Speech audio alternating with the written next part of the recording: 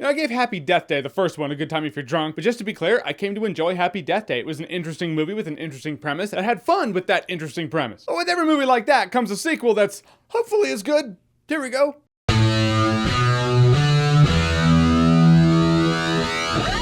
Happy Death Day to You. So Happy Death Day to You is, I guess, a Valentine's movie we get on Valentine's Day. It once again stars Jessica Roth as someone who broke the cycle of reliving the same day over and over and over again and getting killed by a killer, and every time she got killed by a killer, she had to relive that same day over and over and over again. But something happens to her, and now she has to relive that same day from Happy Death Day 1 over and over and over again. Some things are different, which I really enjoyed that this movie did that, because I've always thought about that. It's essentially dealing with a multiverse. So this movie plays that up, and now let the mystery begin. And that's what this movie is. I mean, it's the sequel to a slasher flick meets Groundhog Day, but it's not really a slasher movie. It doesn't feel like a slasher movie. It doesn't feel like Scream meets Groundhog Day. It's its own thing now. It's kind of going its own direction. It has slasher movie elements, sure, but this sequel really goes its own way to carve its own path as its own movie, its own franchise. But when I walked out of the movie, I was like, the killer was kind of underwhelming again, because that was my sentiment on the first movie with the first killer. But there's a whole segment in this movie where it has nothing to do with the killer at all. She's like, all right, well, if I'm gonna die, I'm gonna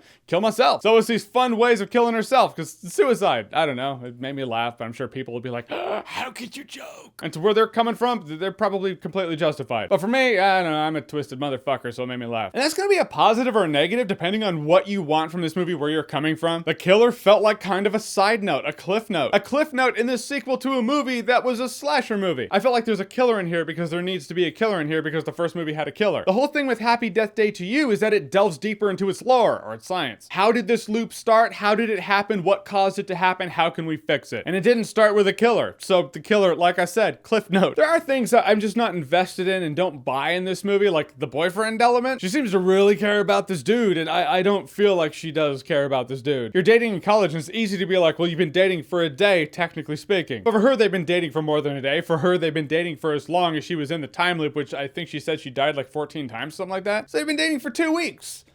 Still probably don't buy it. That's 2 weeks. What? I just feel like this movie asks you to be more invested in those two than you really can. And I said before, and I'll say it again, Jessica Roth is really good. She's just really talented. She's charismatic in these Happy Death Day movies. She has good timing, comedic timing, and when she has to have a scene that kind of hits the heartstrings, she turns on the waterworks, and it works, because she works. There is one scene where there's some feels dropping. Man, I was getting the man tears. I was getting the, I'm not crying, you're crying. Shut up, stupid. If you don't feel something, if you don't kind of like well up and empathize in this scene, I don't know.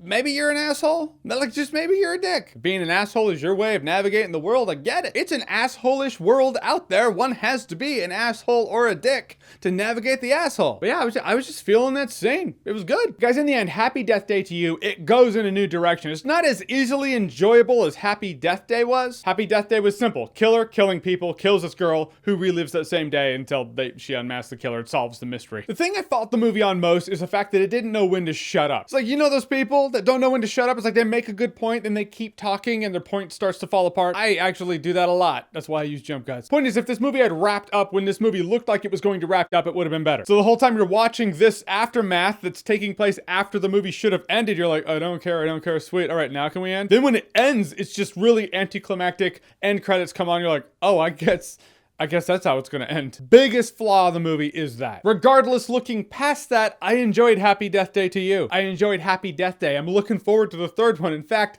if they stick the landing to the third one and they go in the direction it looks like they're pointing towards going, this could be an enjoyable trilogy that actually transcends the genre that started it out. It's pretty exciting. I'm looking forward to that. So I will say Happy Death Day to You was a good time. No alcohol required. All right, so Happy Death Day to You. Have you seen it? What did you think about it? Whatever you thought, comment below. Let me know. And as always, if you like what you've seen here and you want to see more, click right here to see more.